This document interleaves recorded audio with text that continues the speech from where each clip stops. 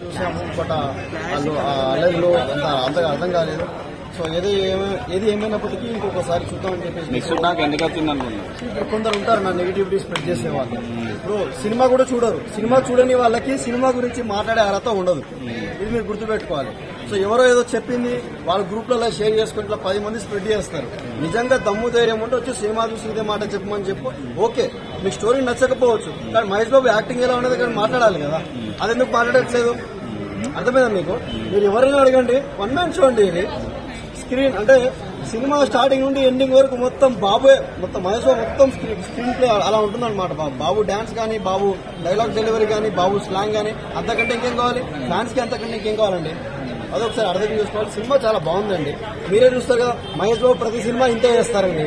First day 1 day 2 ఇలానే negativity spread చేస్తారు, దాని తర్వాత బాగుందని వాళ్ళే చెప్తారు. నాకు అర్థం కాదు ఏందో. మీరు ఒకసారి చూసుకోండి, సినిమా మాత్రం చాలా బాగుందండి. మహేష్ బాబు ఎలా చేశాడు? డాన్స్ ఫైట్లు ఎలా ఉన్నాయి? చాలా కిరాకు అంటున్నా ఎలా ఉన్నా ఎలా ఉందా? ఎలా ఉన్నా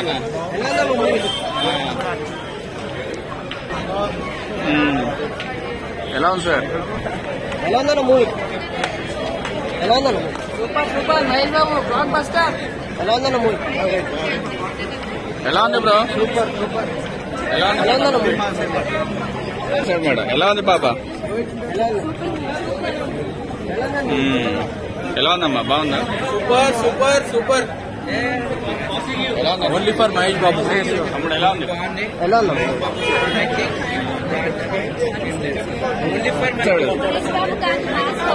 మాసా ఫైట్స్ బాగున్నాయా?